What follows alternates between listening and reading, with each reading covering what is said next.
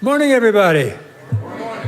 Please come in, those of you who aren't settled yet. Come on in, sit down, have a seat. We'll be starting in about 5 seconds. I just have to give enough pause to let you sit down. Everybody ready?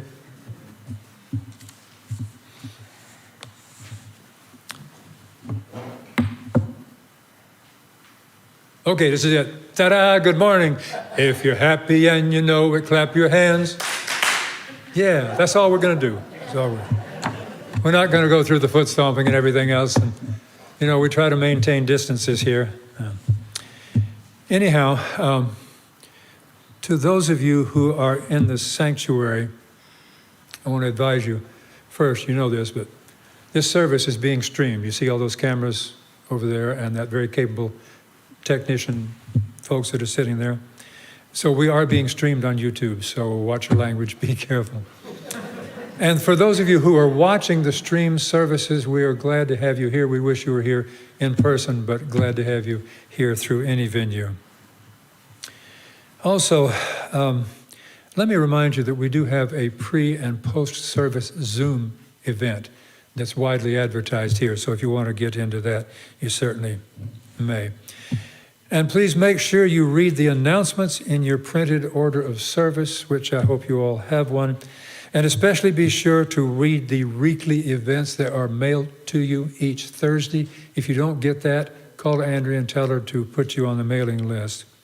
Also, all the events and the activities are in the Unigram. They are on your website, and I suggest that you keep your website open as one of your tabs on your web browser so you'll know at all times you can access it and find out what's going on here. Please practice social distancing and mask wearing per board-approved guidelines. Please don't take chances. We don't want anything to happen to any of you or your loved ones.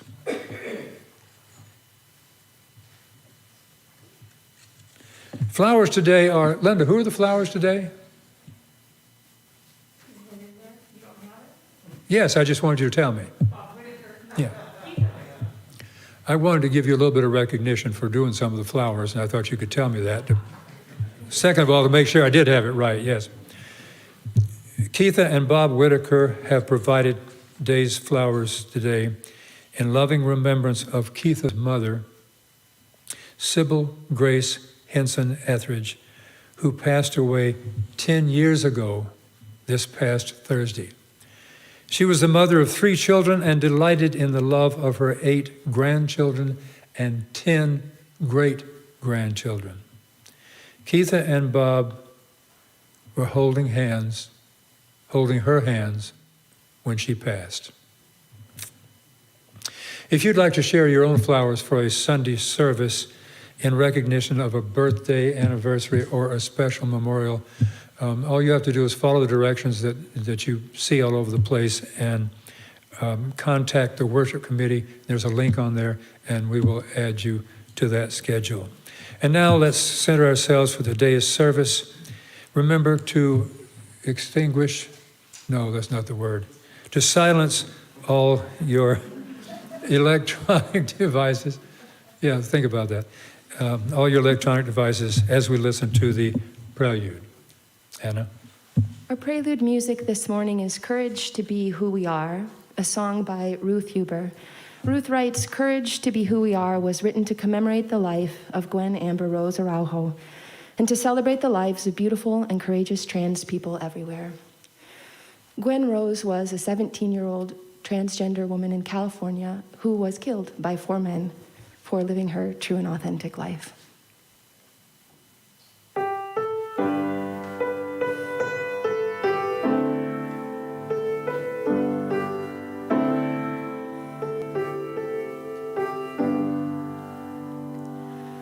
We are here in the memory of those who have fallen, those who have fallen, those who have fallen.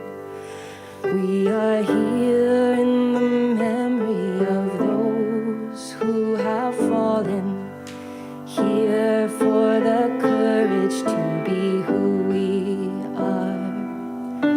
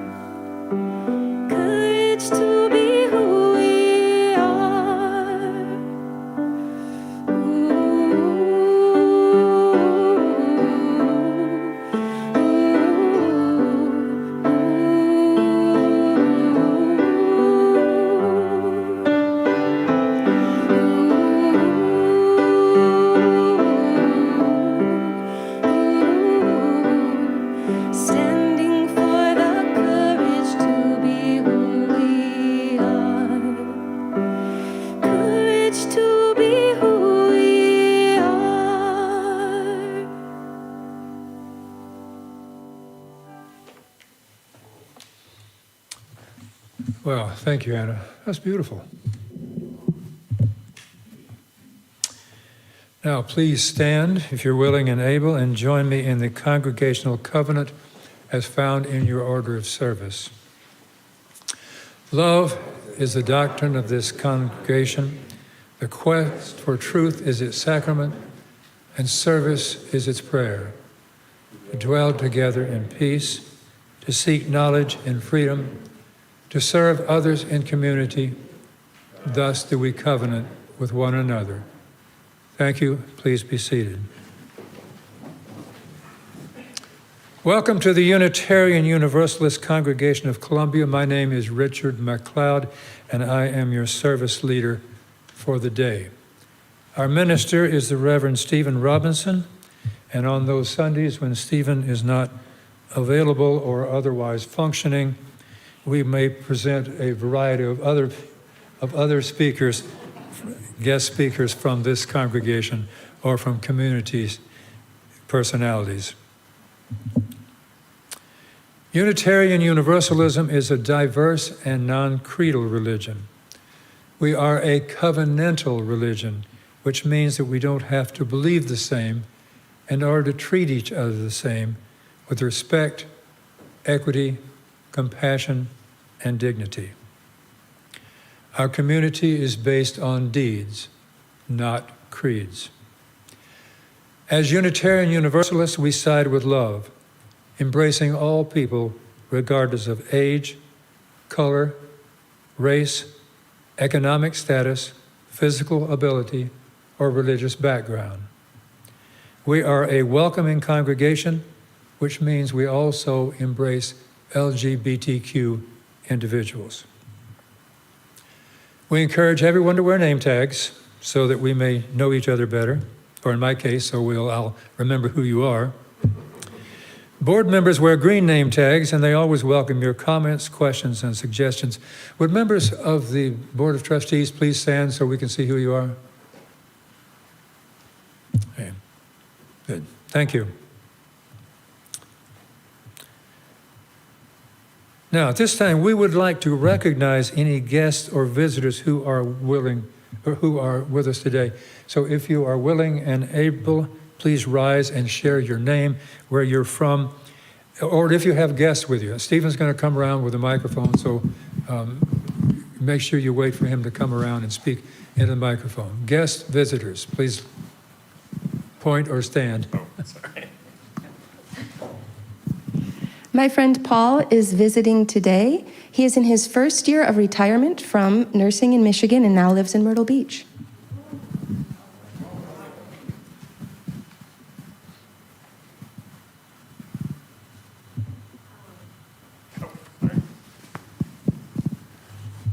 We were here last week, but we brought my brother this week. So I'm Lauren, Nathan, and Landon. Welcome.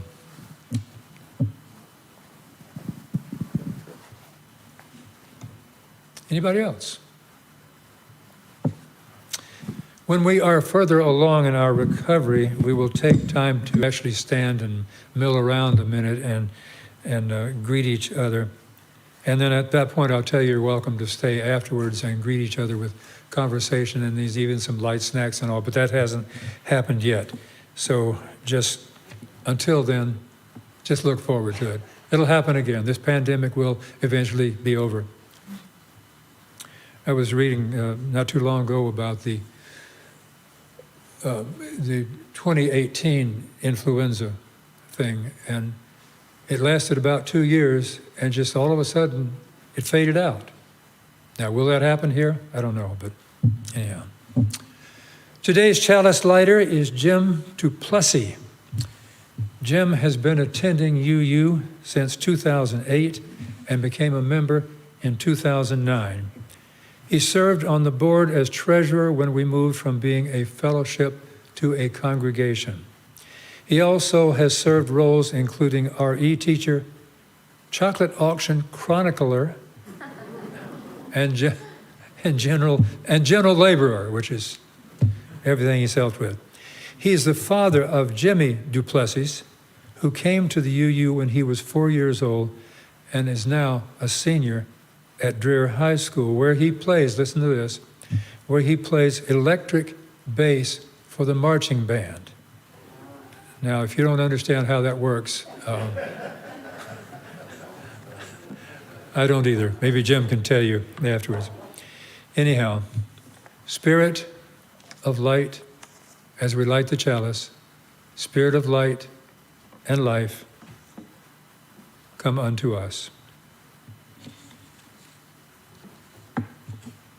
Thank you, Jim.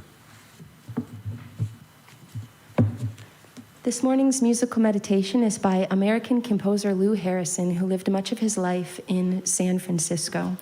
This is a waltz for Evelyn Henriksen. Not only was Harrison gay, but he was also an outspoken gay rights activist. His strong sense of identity manifested itself in arrangements and commissions for several American gay men's choruses, and he was recognized for his achievements by the annual Gay Lesbian American Music Awards in 1999.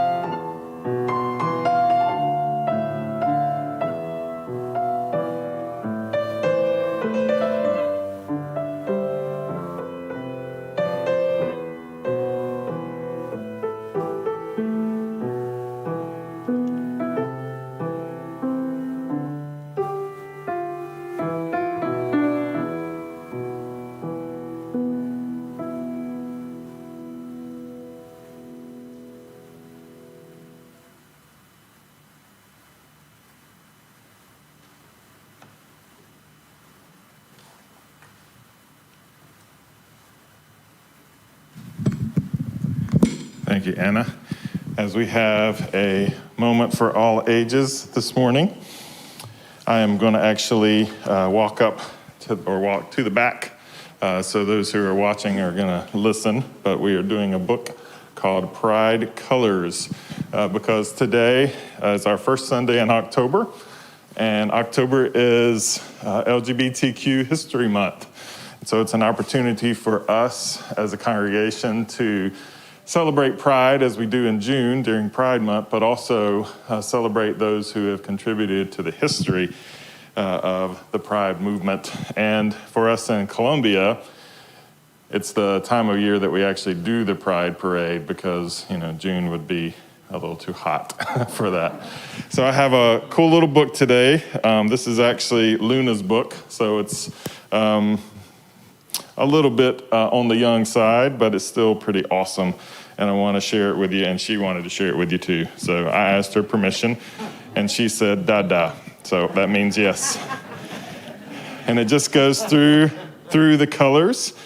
It says, a bright red heart, a little star.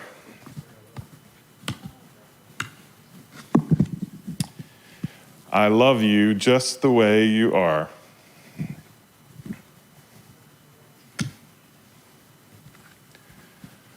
Cuddles in orange, a snuggle, a snooze. Be yourself. and love who you choose.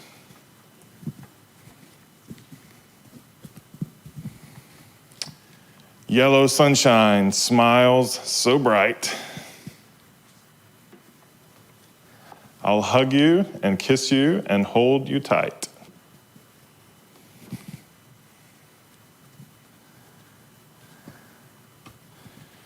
Soft green grass and a cool shady tree. I love the person that you grow to be. Sky so big, peaceful blue. A whole wide world is here for you. Purple glitter, dancing wild.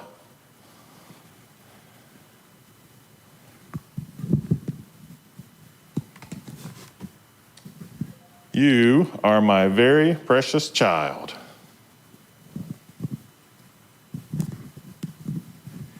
Rainbow flags, Pride Day fun. I'll always love you, little one. I'm sorry for those up front that couldn't see the beautiful colors, but it says the rainbow flag is a colorful symbol of LGBTQ pride. Each color has meaning: life, healing, sunlight, nature, peace, harmony, and spirit.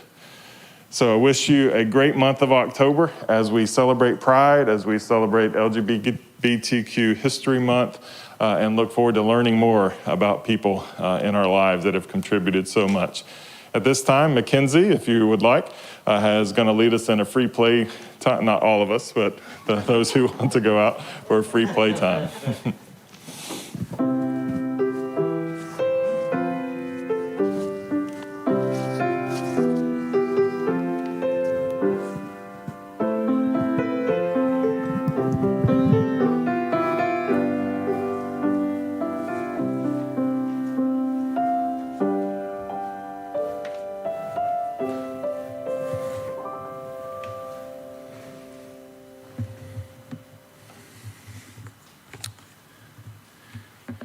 Thank you, and thank you, Richard, for getting our worship service started.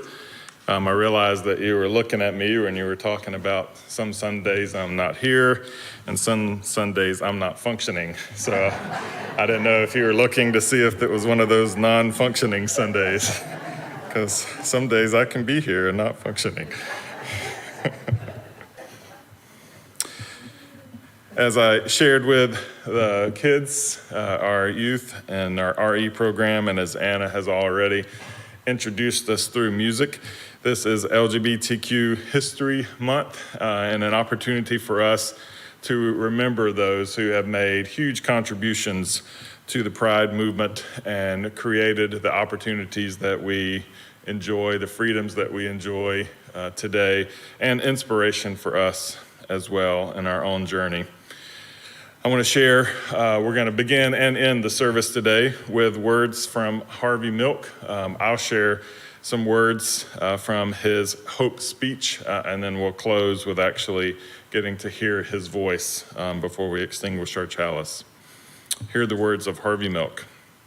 I remember the lack of hope, and our friends can't fulfill it. I can't forget the looks on faces of people who have lost hope. I personally will never forget that people are more important than buildings. After Dade County, I walked among the angry and frustrated night after night, and I looked at their faces. And in San Francisco, 3 days before Gay Pride Day, a person was killed just because he was gay. And that night, I walked among the sad and the frustrated at City Hall in San Francisco, and later that night, as they lit candles on Castro Street and stood in silence, reaching out for some symbolic thing that would give them hope.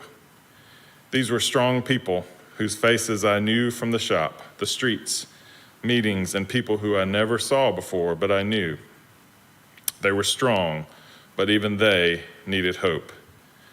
And the young gay people in Altoona, Pennsylvania's, and the Richmond, Minnesota's who are coming out and hear Anita Bryant on television and her story, the only thing they have to look forward to is hope. and you have to give them hope. Hope for a better world, hope for a better tomorrow, hope for a better place to come to if the pressures at home are too great. Hope that all will be all right. You have to give people hope.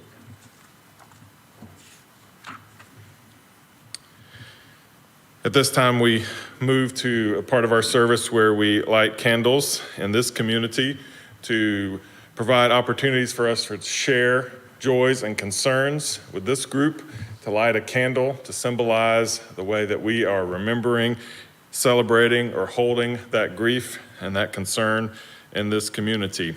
Today, to begin our lighting of the candles, I would like to light our Pride candle this morning in honor of all those who have contributed to the work of LGBTQ, the movement and the Pride movement, to all those in memory of those who have lost their lives and suffered for the work that they did.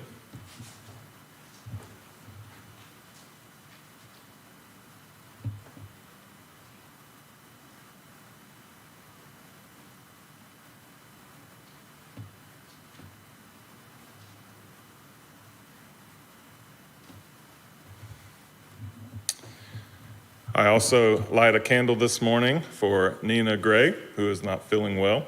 And Nina is a faithful watcher on our YouTube services and joins for the Zoom calls ahead of time. So Nina, we light this for you as we are holding you.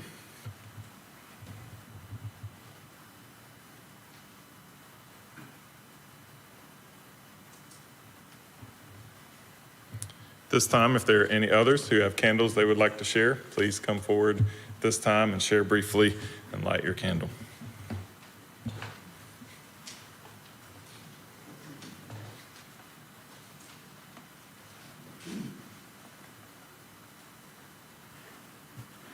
I know we're enjoined to be brief with these testimonies, and I'll try, but there's been such an effusion of happiness in my family for two of my daughters that it's going to be difficult. Let's start with the youngest girl who lives here in Columbia, worked for a long time for a national health insurance company. Her path to advancement blocked by, or she couldn't move up the ladder because of incompetent supervisors, and she worked hard but wasn't appreciated. A week or so ago, she landed a job with another national health insurance corporation that represents a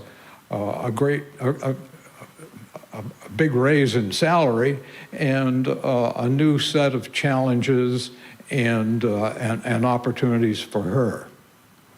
Now we turn to our older sister in San Jose, California, who I think is a real interesting story. Very idealistic girl who went to the University of South Carolina and had her mind made up to be a lawyer, an attorney. Not just any kind of lawyer or attorney. She wanted to practice law in the public interest. So she went to California, got her law degree, passed the bar on her first try, and took a position with a nonprofit law foundation out there. She was a great success. I think she may have been unbeaten as a litigator because she always had the law on her side. And the people that she represented were helpless and powerless, mostly minority people, African Americans, Asians, Hispanics, who had no idea of what this mighty bureaucratic system of rules and regulations was that was supposed to govern them and guide what they did. They were helpless and weak, and Annette took them on as clients, and she won a lot of cases for them against defendants who were Weasley merchants and landlords and employers, and she made a great record there for 20 years, not earning much money though for this nonprofit law foundation. Now, a couple of weeks ago, she connected with somebody in the labor department at the state of California who said, Annette, you've got the kind of skills and experience that we really need. Won't you come to work for us? So she has, and it's meant a big increase in salary, and naturally better benefits, and of course, and with any new job like this, it brings new challenges and an infusion of enthusiasm and energy. I have no doubt that she's going to go on and be a big success working for the state of California too. I know I've gone on at probably at too great a length here, but I'm feeling very happy about the good fortune of my two daughters, and I wanted to share it with the congregation.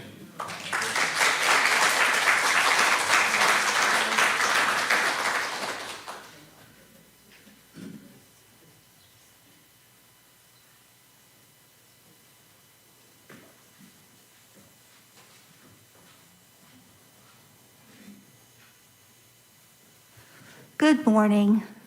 My name is Linda Brennison, and I was just thinking about something, and I wanted to ask you a question. When I was a young person and I had a special event coming up, I would often be very nervous about attending and how I would be perceived by the group and so forth. And I remember my mother would always say, "Oh, don't worry, just be yourself and everything will be fine." And of course, I think you've heard that advice yourself. However, think about this. If you are transgender, being yourself is something you definitely want more than anything in the world, but it's so difficult and it takes a lot of bravery. So for all those transgendered people who are being their true selves, I want to light this candle. They are our friends, they are our neighbors, they are our relatives, they are our children. So let's light this candle and think about what it means to be yourself.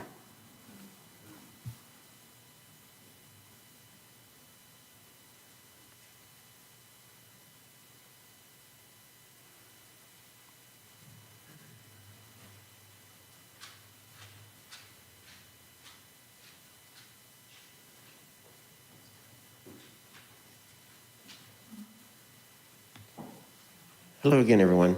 I'm Bruce. Nick's not here today. I just want to say thank you again for cards, food, prayers, thoughts, positive energy, all the above. His cancers came back. He's on more chemo, IV and home chemo now. I'm trying to start a GoFundMe page.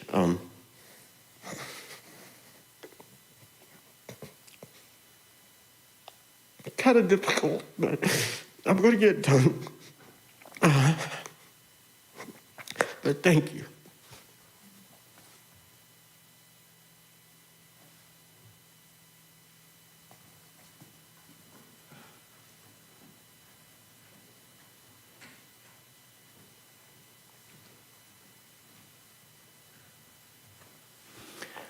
Hi, everyone. I'm Josh, and wanted to light this today for 3 reasons, and in honor of my mother, who we lost the end of August. And I hold so many things that she taught me, but one of the things was the care and love of animals and people. And so in her honor, and also this week, we lost a very special resident at the farm who had been with us for a very long time and was such a survivor from some horrible beginnings, and he had been with us for 7 years, and that was Odie. And then in honor of those who came before us, like Harvey Milk, that paved the way for us to live our true lives and be ourselves. Thank you.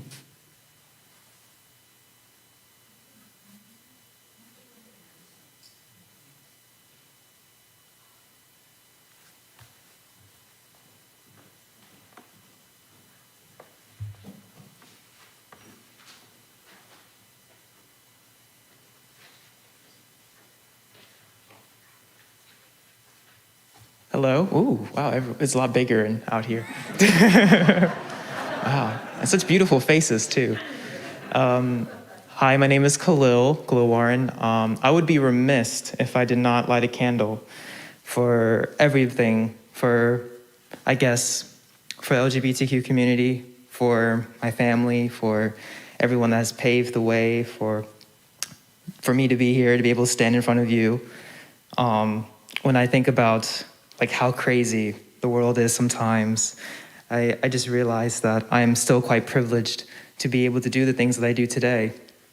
Particularly, I make light hard of it all the time. I think it maybe is a coping mechanism, but anywho. But when it comes to, there's some, I don't want to give into any examples, but coming from a family that's half Muslim, half evangelical Christian, you can tell that it's big contentions in my family over certain things in the world. And so I light those candles for all the grief, all that suffering, all the pain over creeds. This is why I love Unitarian Universalism so much, especially this congregation, is that we care about actions over creeds, over dogmas, that we just want to do good, past what all of our beliefs are, just to do good. So I'm gonna light a candle for that.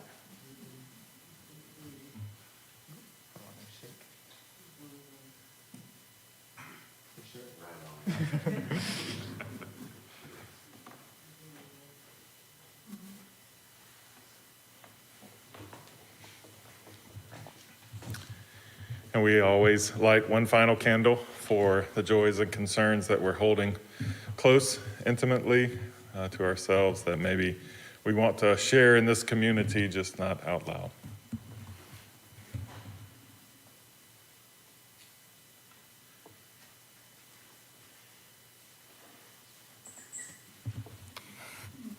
Please join me in just a few seconds of silence and take a few breaths. Breathe in, pay attention to your breathing, breathing in and breathing out. And in that breathing, remember all that you've heard as you breathe in, and breathe out your positive love and energy for those candles that have been shared with us today.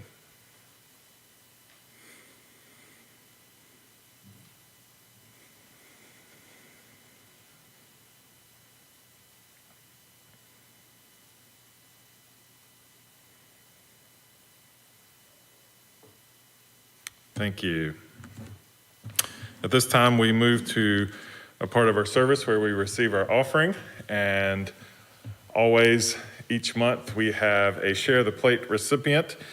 I'm so delighted to share that this month, for the month of October, is the Cotton Branch Farm Sanctuary, which is a great month for us to do that, as in a couple of weeks on Sundays, we'll also be doing our Blessing of the Animal service that Linda Brennison and Anita Grossman are helping to organize for us. And so we're looking forward to this month of contributing and offering our help and support to the Cotton Branch Farm Sanctuary. You've already met Josh Carpenter Costner during the candle lighting ceremony. I'm going to invite Josh to come up and share a little bit about the good work of Cotton Branch.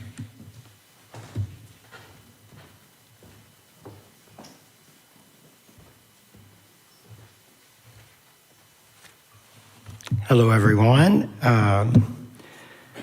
Thank you so much for having me here today, and I'm so happy to be here in person, although last time I did get to have a chicken with me since we were on Zoom.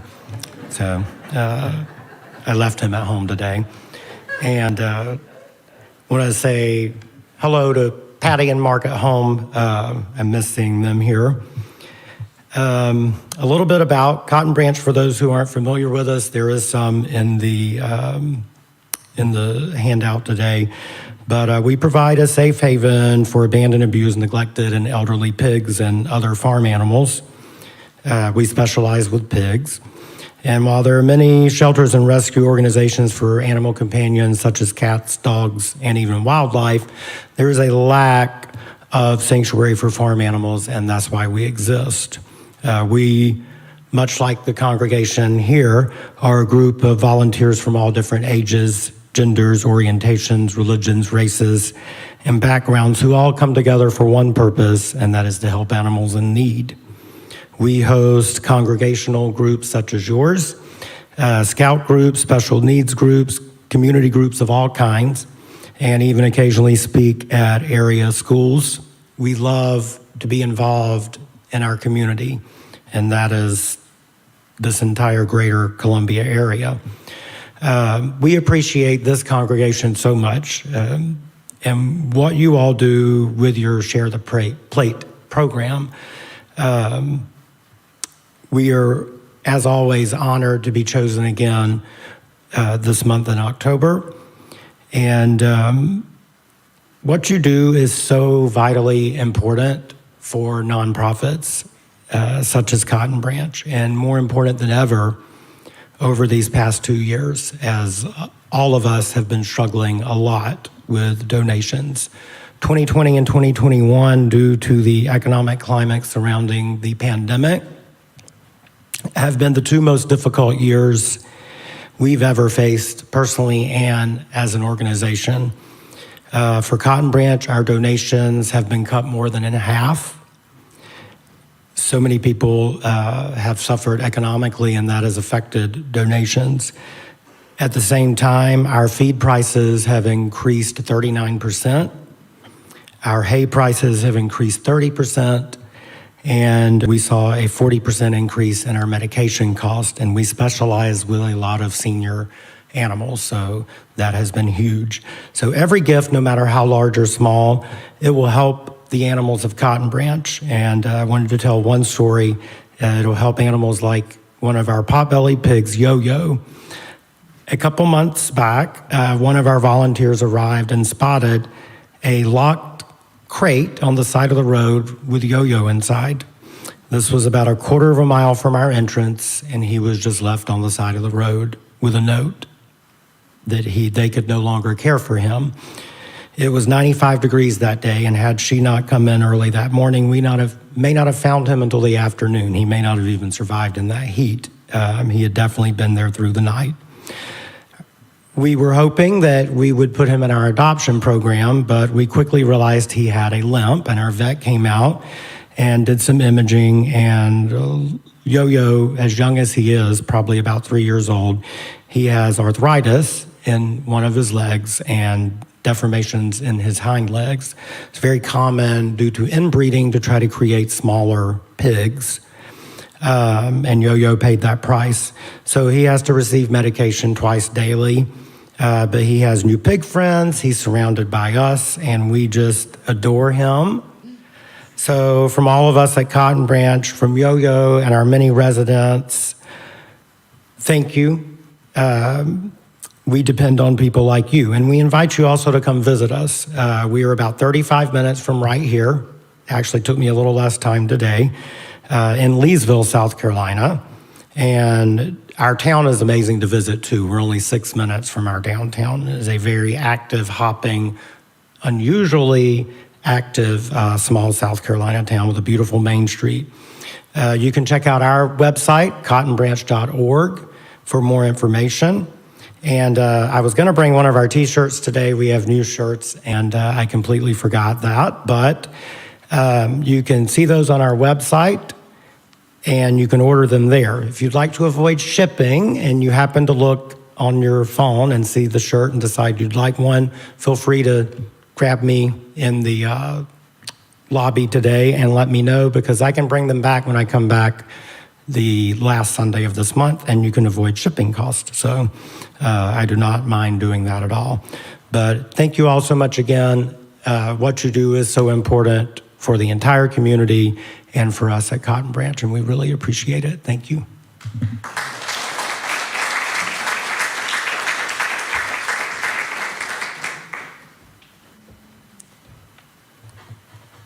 Thank you, Josh. And I do remember the chicken from our last year's service. I don't remember the name. What was the name of the chicken? That was Emilio. Emilio, I thought so. I'm just kidding. I did remember the name. I just wanted to say it out loud. And when you come back, you know, I live by a principle as far as bringing Emilio to the service. It's easier to ask for forgiveness than permission sometimes, so keep that in mind. As the board looks at me and says, that will be your fault. If you would like to contribute to Cotton Branch as a share of the plate, you can do so by putting that on an offering envelope, putting on your check, share of the plate. You can also donate online or on our website. And I know Josh eventually will be able to accommodate volunteers as well if you would like to contribute more than just financially to Cotton Branch. At this time, I invite our ushers to come and receive our morning offering. Our offertory music is a song of celebration, Friday Night in the Castro, from the musical I Am Harvey Milk by Andrew Lippa, and sung by the San Francisco Gay Men's Chorus.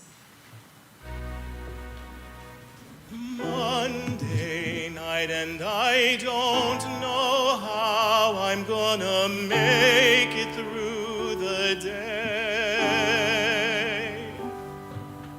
Tuesday night and I might go insane.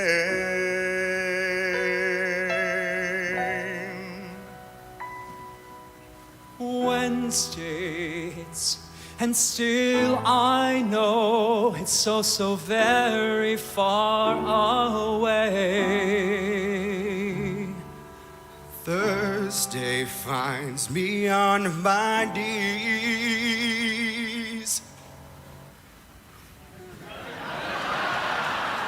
and I pray.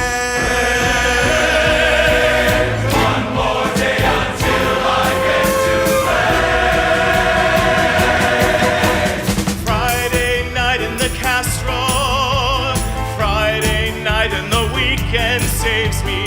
I'm alright if I get to dance till the break of dawn with the music on. Friday night in the Castro, dynamite on the floor. Some may settle for less, but I want more. 6 o'clock and I lock the door. I leave the office far behind.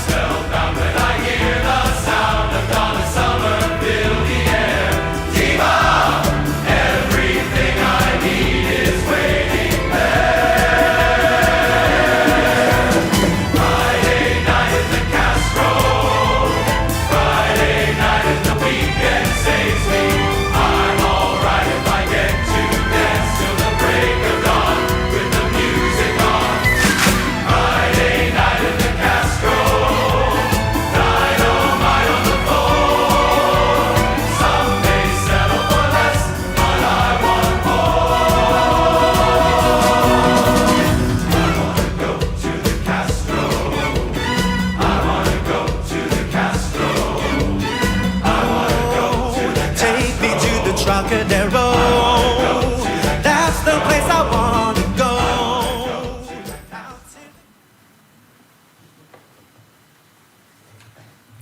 We receive this offering, a symbol of our good and generous work, contribution to our work and our community.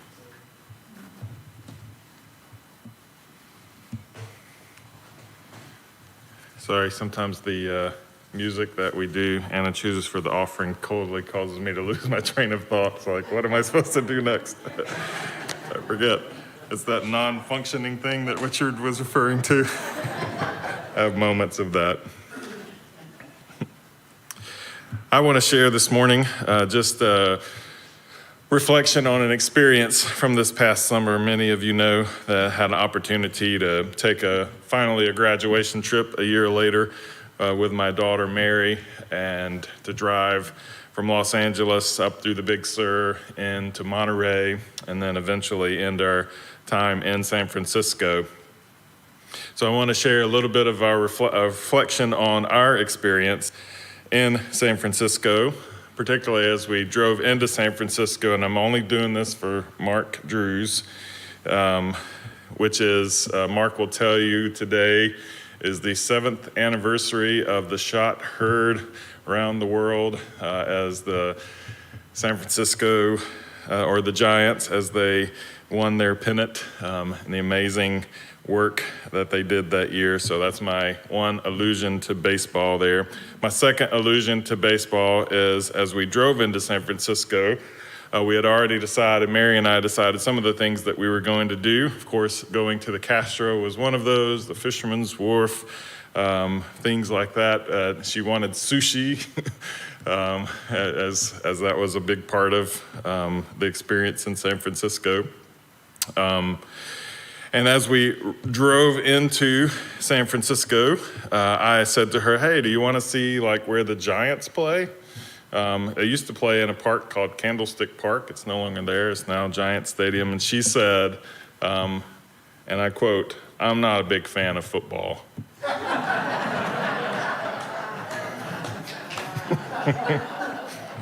So, all right. So we won't go there. Thanks for letting me know. As we made our way around the city and dedicated an afternoon to walking into the Castro district and getting to visit the, actually is called the LGBT Museum there. Walking into those streets and the picture on the front of the order of service this morning is a picture that she took as we walked and made our way into the Castro. And the huge pride flag was waving in the wind of San Francisco. I don't know if she took the picture because of the beautiful flag and the way it was waving, or that was the first time we actually saw a glimpse of the sun while we were there. By the way, if you go to San Francisco in July, take long sleeves. It is California, but it was 50 degrees there while we were there. There's something about that area that immediately, as I try to find words to describe the greatest or most accurate word for me that came to my mind was sacred. And I told my daughter Mary, it just feels sacred standing here, looking on the top of the hill there at the corner of 18th and Castro and looking down at the theater, the Castro Theater with the classic sign, and thinking about what that place represented and what it meant for so many people. All of the crosswalks there are rainbow flags painted onto the ground. There is no doubt that you don't know where you are when you are in the Castro district. We went to the LGBT Museum there, and John and Glenn were volunteering at the front and working. And they said, "Where are you from?" And I said, "South Carolina." And they said, "Oh, okay." And I said, "And I'm here with my daughter." And they go, "All right, interesting." And so we began talking a little bit, and I shared a little bit about you and talked to John and Glenn at the museum there in the Castro district of San Francisco, a lot more than they really wanted to know about the great work of the UUCC in Columbia, South Carolina, and signed their book on behalf of all of us here as a way of supporting and contributing to the good work of the museum. And walking into the back and seeing some of the stories that were told of different life experiences of those who came to the Castro, those who came and experienced a life out of hiding for the first time.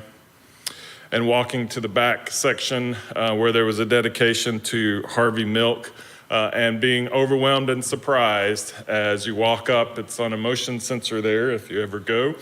As you walk up to read about his story, automatically the recording that he made as preparing for his own death began playing. And being back in that little section of that museum in what already felt like a sacred district and hearing the voice of Harvey Milk speaking what felt like directly to you as a person, to me as a person, just was an amazing, sacred experience. I told myself I'm not going to cry this morning, even though Mary and I spent most of the time there in tears. We stood by the original flag that was designed by Gilbert Baker and debuted at the Gay Day Festival in 1978. Prior to that, I was telling Richard before the service, prior to that, there was a pink triangle that was the symbol of the Pride movement in San Francisco. The pink triangle was a takeaway from Nazi Germany, where the Nazis actually identified homosexual men in the concentration camps by sewing a pink triangle on their garments. And so the Pride movement had tried to take that symbol and redeem it and claim it as their own, and ultimately decided it was just too painful. And so Harvey Milk commissioned Gilbert Baker to design the flag, a symbol, and the flag is what he came up with, the beautiful Pride flag that we know so well.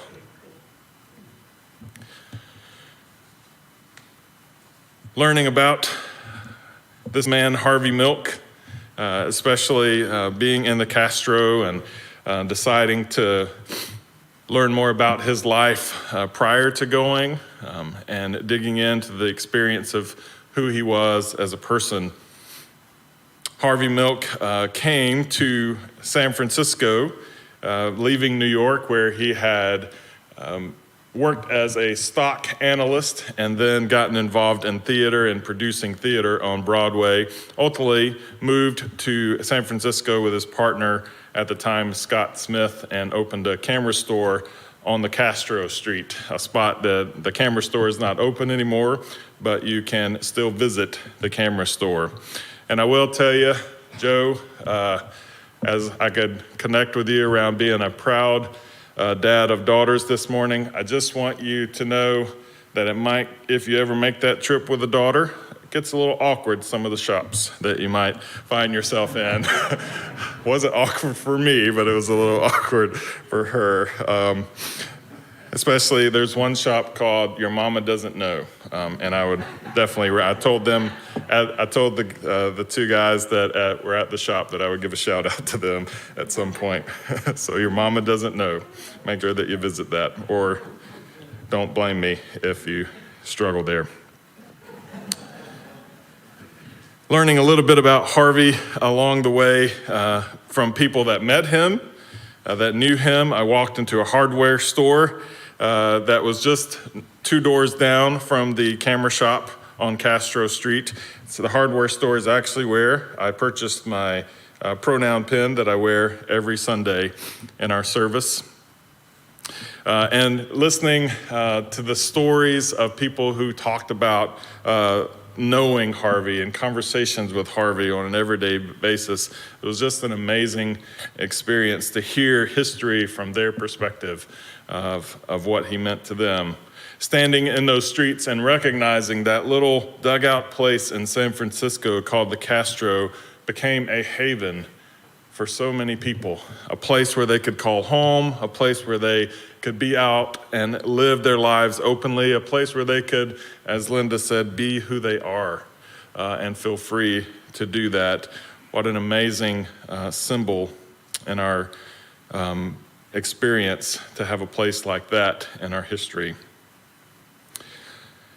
We talked with some folks about Sally Gearhart, who was the first openly gay female who obtained tenure faculty position, as she was a speech professor at San Francisco State University. Sally and Harvey Milk worked together. She often wrote speeches for Harvey, and they worked together and spoke, and particularly joined forces against Proposition 6 that came as an attempt to fire everyone who was openly gay and from their professions, no matter what that profession was, in San Francisco, really in the state of California. They fought against that openly. I even learned that on July 14th, when we were walking around in the Castro, even though she was miles away, Sally Gearhart died that day. Found out the next day as we were getting on the plane to head home. The Market Street is where they gathered. That goes all the way, we walked all the way up Market to the old city council office where Mayor George Moscone and Harvey Milk were assassinated by the supervisor Dan White. and we stood looking down Market Street into the Castro and tried to imagine with our eyes and our minds the thousands upon thousands of candles that were present for the vigil, and remembering their lives and honoring the work that they did and mourning their death and the great loss.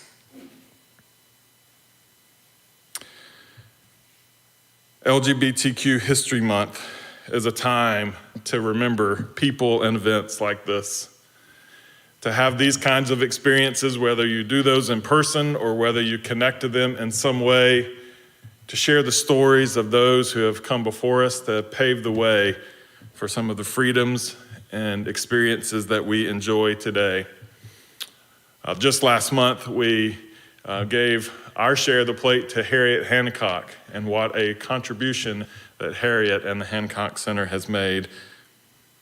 There are many people that if we think about it and allow our minds to take a deep breath and remember those who have come before us, so many people will come to our minds. Some of them are famous, some of them have made history books, some of them have been personal people that maybe we only know in our lives that have created a safe space for us to be who we are, for us to share openly, for all of us to fight the good fight. This History Month is not just an opportunity to look back. It's also an opportunity to claim our connection to the heroes of our history by becoming heroes of our history. It's an opportunity for us to hear George Washington's, from the play Hamilton, his words to Alexander Hamilton, which is, "History has its eyes on you." What a very important thing for us to hear here in 2021.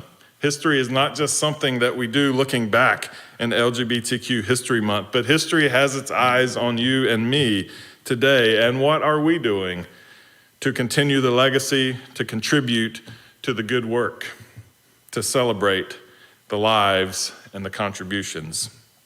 What are we doing to continue the good fight, to create safe places for those who are struggling? Now, you won't be able to do this on MapQuest. Well, you can, but it'll take a long time on that, or Google Maps, or Waze. So instead of pulling out your phone and drawing this connection, I would just like you to, if you would like to, close your eyes and let your mind's eye draw a direct line from the corner of Castro and 19th, where the pride flag is seen, in front of the museum, and know that there is a direct line drawn to the corner of Hayward and Woodrow. We are connected to that place through history, through our beliefs, through our values, through our passion, through our good work. May we celebrate LGBTQ history this month by solidifying that connection.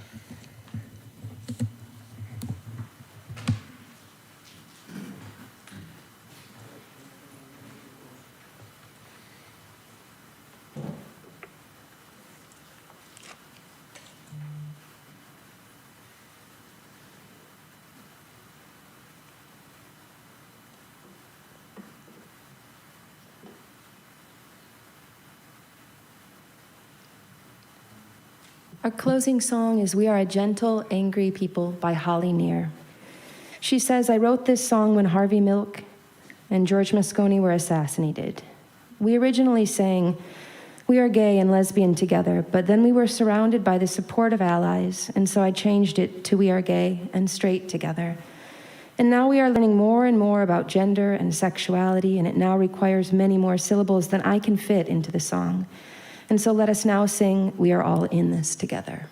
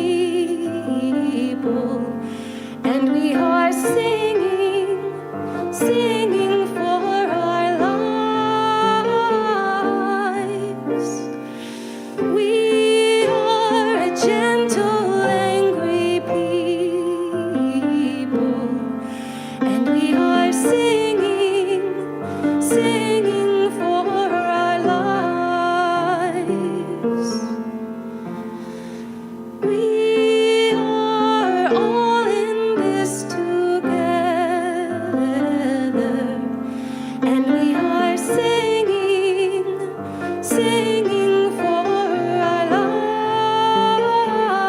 lives. We are all in this together, and we are singing, singing for our lives. We are a land of many colors, and we are singing, singing for our lives. We are a land of many colors, and we are singing, singing for our lives.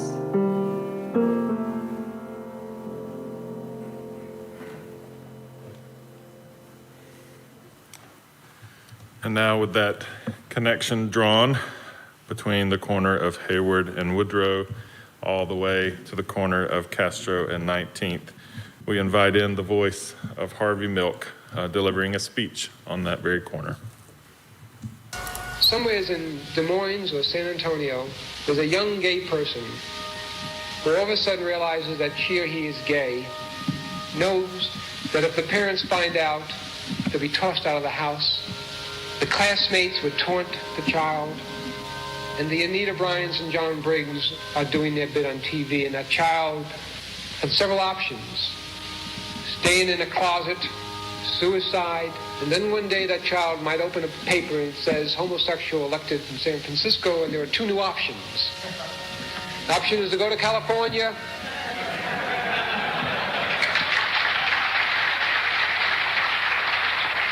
stay in San Antonio and fight. 2 days after I was elected, I got a phone call, and the voice was quite young. It was from Altoona, Pennsylvania, and the person said, "Thanks. And you've got to elect gay people so that that young child and the thousands upon thousands like that child know that there's hope for a better world. There's hope for a better tomorrow.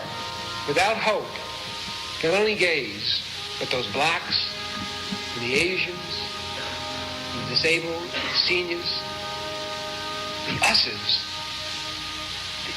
without hope, the us's give up. I know that you cannot live on hope alone, but without it, life is not worth living. And you, and you, and you've got to give them hope. Thank you very much.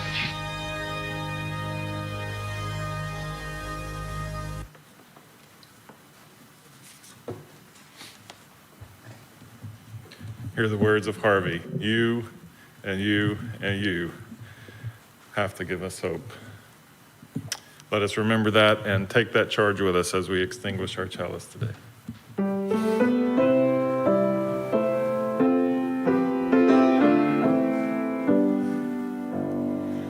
May the blessings of truth be upon us. May the power of love direct us. And may the peace of this community sustain us till we meet again. This time, as we end our service, I invite you, if you would like some social time, to make your way just outside the glass doors there and spend some time, especially if you're a guest with us and with us for a first time or first few times, give us a chance to meet you, get to know you. Thank you for being here today.